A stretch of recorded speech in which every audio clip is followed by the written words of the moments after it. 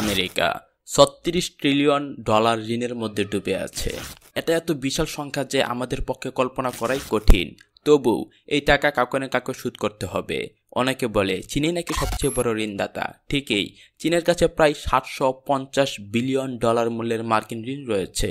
কিন্তু মজার ব্যাপার হলো, চীন নিজে তো ঋণে হাবুডুবু খাচ্ছে। ওদের নিজের ঋণের পরিমাণ ১৮ ট্রিলিয়ন ডলারেরও বেশি। তাহলে চীনের এই ঋণ কার কাছে? এর বেশিরভাগই চীনের নিজের ব্যাংকগুলোর কাছে। কিন্তু সেই একই ব্যাংক আবার আমেরিকার ঋণেরও মালিক। আর আমেরিকান ব্যাংক তারা চীন, ইউরোপ সবারই ঋণ ধরে রাখে। শুনতে কেমন গোলমাল মনে হচ্ছে, কারণ আসলে এই ব্যাপারটা খুব জটিল। যত গভীরে ঢুকবে তত বেশি গুলিয়ে যাবে। প্রায় সব দেশই একে অপরের কাছ থেকে ধার করছে। ফলে আজকে বিশ্বের মোট ঋণ প্রায় ৩০০ ট্রিলিয়ন ডলার, যা পুরো পৃথিবীর বার্ষিক অর্থনীতির ৩ গুণেরও বেশি। কিন্তু যদি পুরো দুনিয়া এত ঋণে ডুবে থাকে, তাহলে সব ঋণের মালিককে আর সুদই বা করবে কে? একটা সরল প্রশ্ন, কিন্তু এর উত্তর খুব জটিল। এটা কোনো হিসাবের ভুল নয়, বরং একটা ইঙ্গিত যে আমাদের আধুনিক বিশ্ব স্থিরতার উপর নয়, বরং চলার উপর দাঁড়িয়ে আছে। একটা চক্র, ধার নাও, ধার দাও, আবার বিনিয়োগ করো। তো আজকের ভিডিওতে আমরা এটাই দেখব, কিভাবে বিশ্ব ঋণ আধুনিক পৃথিবীর ইঞ্জিন হয়ে উঠল। আর যদি হঠাৎ কেউ আর ধার দিতে না চায়, তাহলে কি হবে? ঋণকে আমরা আজকাল আধুনিক সমস্যা মনে করি, কিন্তু বাস্তবে এটা মানুষের প্রাচীনতম ধারণাগুলোর একটি। ব্যাংক, কয়েন, কাগজের টাকার অনেক আগেই ঋণ ছিল। ধরো তুমি বসন্তে তোমার প্রতিবেশীকে ১ বস্তা চাল ধার দিলে। শস্য উঠলে সে তোমাকে সুদ দিবে, হয়তো একটু বেশি দিয়ে ধন্যবাদও জানাবে। না কোনো সুদের হিসাব, না কোনো জটিল চুক্তি, শুধু বিশ্বাস। কারণ মানুষ হাজার হাজার বছর ধরে বুঝে গেছে, মাঝে মাঝে এখনই কিছু দরকার হয়, সুদ দিতে হবে পরে। এটাই মূলত ঋণ, ভবিষ্যতের কাছ থেকে ধার নিয়ে আজকের সমস্যা মেটানো। সময়ের সাথে সাথে এভাবে ব্যক্তিগত ঋণ বড় হতে হতে রাজাদের প্রাসাদ, সম্রাটদের যুদ্ধ জাহাজ গুলার চাহিদা মেটাতে শুরু করলো।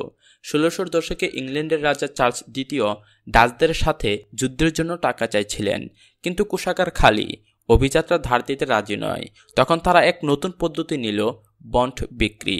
মানুষকে কাগজে লেখা প্রতিশ্রুতি দিল, সময় মতো টাকা ফেরত দেবে সুদ সহ। এর বিনিময়ে নগদ অর্থ পেল। এভাবে বিশাল তহবিল গড়ে তুলল, কোনো ট্যাক্স বাড়ানো ছাড়াই। এটাই ইতিহাস বদলে দিল। গোল্ড স্ট্যান্ডার্ড থেকে ফিয়াট মানি। বিশ্বযুদ্ধের কারণে ঋণের পরিমাণ অদ্ভুতভাবে বেড়ে গেল। তারপর ১৯৪৪ সালে ব্রেটন উডস চুক্তি হলো, যেখানে ডলারকে বিশ্ব অর্থনীতির কেন্দ্রবিন্দু করা হলো। সব মুদ্রা ডলারের সাথে বাঁধা, আর ডলার বাঁধা সোনার সাথে। কিন্তু সোনার পরিমাণ তো সীমিত, অর্থনীতি বাড়ছে, টাকার দরকার।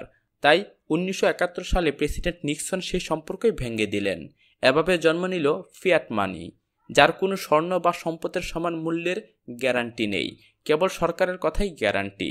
এরপর থেকে সরকার যখন খুশি টাকা ছাপাতে পারে। এই প্রক্রিয়া ঋণকে যেন উঠতে দিল। ১৯৮০ থেকে বিশ্ব ঋণ আকাশ ছুঁতে শুরু করলো। ঋণ দিয়ে গড়া আধুনিক দুনিয়া। দেশগুলো আবিষ্কার করলো, ঋণ শুধু যুদ্ধের জন্য নয়, স্কুল বানাতেও, রাস্তা মেরামত করতেও, মন্দা কাটাতেও কাজে আসে। অর্থাৎ ঋণ এখন প্রগতির ইঞ্জিন। প্রথম বিশ্বের দেশ হোক বা তৃতীয় বিশ্বের দেশ, সবাই ধার করছে। আর এভাবে গড়ে উঠল ৩০০ ট্রিলিয়ন ডলারের ঋণের পাহাড়। চিন্তা করো, ১ মিলিয়ন ডলারের নোটের স্তূপ প্রায় ১০০ মিটার উঁচু, মানে ৩০ তলা বিল্ডিংয়ের সমান। ১ বিলিয়ন ডলার হলে সেটি ১০০ কিলোমিটার, পৃথিবীর বায়ুমণ্ডল ছুঁয়ে ফেলে। আর ৩০০ ট্রিলিয়ন, এত টাকা দিয়ে চাঁদে গিয়ে আবার ৫০ বার ফিরে আসা যাবে। কে কাকে ঋণ দিচ্ছে? প্রশ্ন হলো, সব দেশ যদি ধার করছে, তাহলে কাকে সুদ করছে? এখানে আসে আশ্চর্য ব্যাপার। ঋণ সরল রেখায় চলে না, ঘুরে ফিরে চক্রের মতো ঘুরে। উদাহরণ দাও যুক্তরাষ্ট্রের, বিশ্বের সবচেয়ে ঋণগ্রস্ত দেশ। কে তাদের এত ঋণ দিচ্ছে?